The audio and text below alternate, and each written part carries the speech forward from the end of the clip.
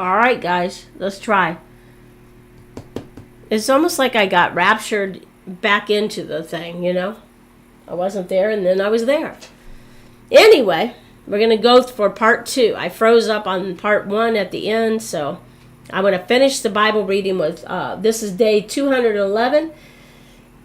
And I just read Joshua on part 1, but now we're going to read Psalm 30 and Hebrews 7. And pray that I don't freeze up this time. And let's see. I'm actually going to read out of the New King James Version in Psalm 30. All right. I will extol you or exalt you, O Lord, for you have lifted me up and have not let my foes rejoice over me.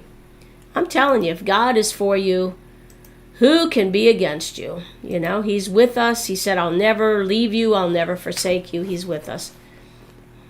So, I will extol you or exalt you, O Lord, for you have lifted me up and have not let my foes rejoice over me.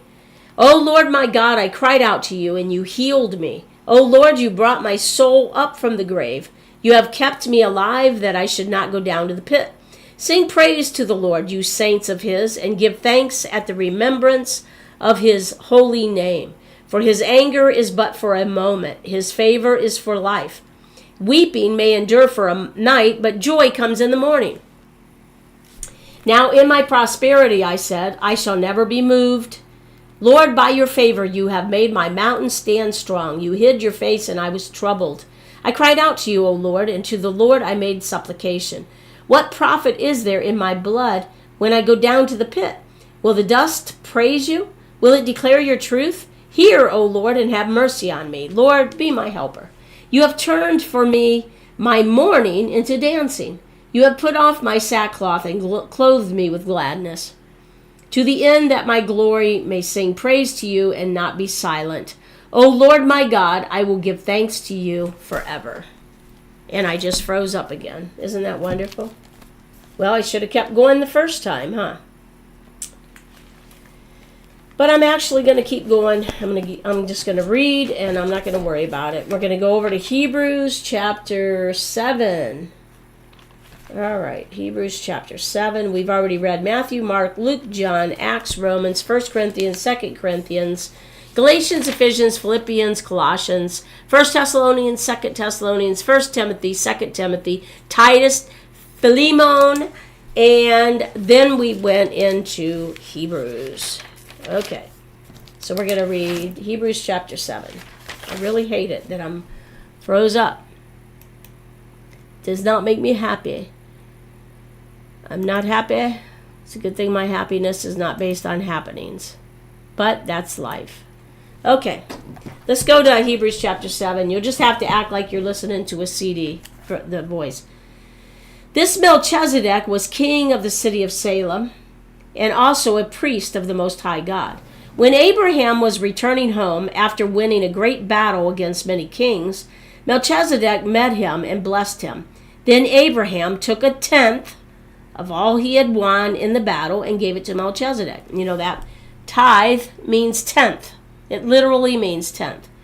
Melchizedek's name means justice. So he is the king of justice, and he is also the king of peace, because of the name of his city, Salem, which means peace.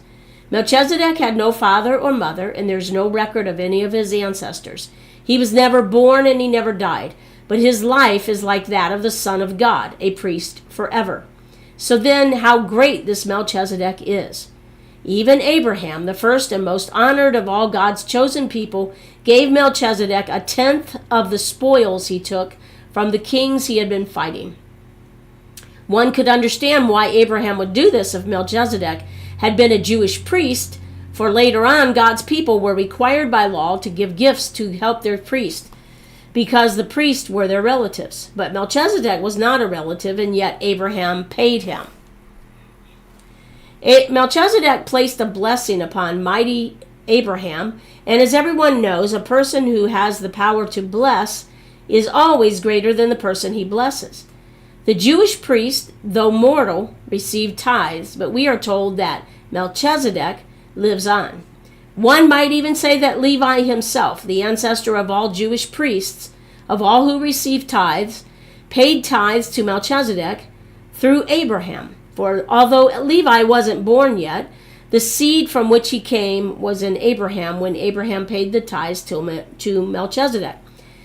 If the Jewish priests and their laws had been able to save us, why then did God need to send Christ as a priest with the rank of Melchizedek, instead of sending someone with the rank of Aaron, the same rank all other priests had?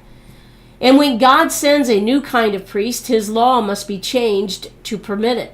As we all know, Christ did not belong to the priest tribe of Levi, but came from the tribe of Judah, which had not been chosen for priesthood. Moses had never given them that work. So we can plainly see that God's method changed. For Christ, the new high priest who came with the rank of Melchizedek, did not become a priest by meeting the old requirement of belonging to the tribe of Levi, or the old covenant, but on the basis of power flowing from a life that cannot end. And the psalmist points this out when he says of Christ, "You are a priest forever with the rank of Melchizedek." Yes, the old system of priesthood, now guys, that's talking about the old covenant, based on family lines, was canceled because it didn't work. It was weak and useless for saving people. It never made anyone really right with God. Right, guys? That's the old covenant. I've talked about that before. The difference between the old covenant and the new covenant. We live under the new covenant. It was impossible for us to keep the old covenant. If you did that, you would have to obey all the 10 commandments. You would have to celebrate all the feasts and the sacrifices and all that stuff. So, Jesus gave us a new covenant. But now we have a far better hope, for Christ makes us acceptable to God, and now we may draw near to him. God took an oath that Christ would always be a priest, although he never said that of any of other priests. Only to Christ he said, "The Lord has sworn and will never change his mind. You are a priest forever with the rank of Melchizedek." Because of God's oath, Christ can guarantee forever the success of this new and better arrangement. Under the old arrangement, there had to be many priests, so that when the older ones died off, the system could still be carried on by others who took their place.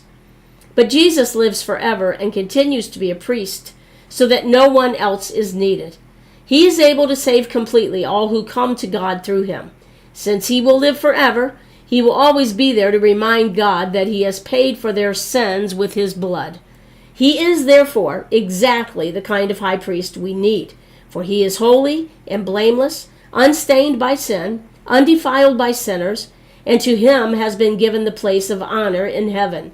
He never needs the daily blood of animal sacrifices, as other priests did, to cover over first their own sins and then the sins of the people. For he finished all sacrifices once and for all when he sacrificed himself on the cross. Under the old covenant, or the old system, even the high priests were weak and sinful men who could not keep from doing wrong. But later, God appointed by his oath his Son, who is perfect forever. And that finishes up day 100, or two, keep wanting to say 100, but day 211. And I'm going to get off here because I'm frozen. It's no fun when I'm froze. So we'll see you guys on here tomorrow with day 212, and hopefully have this internet working better. God bless you guys, and keep on reading, and I will see you tomorrow.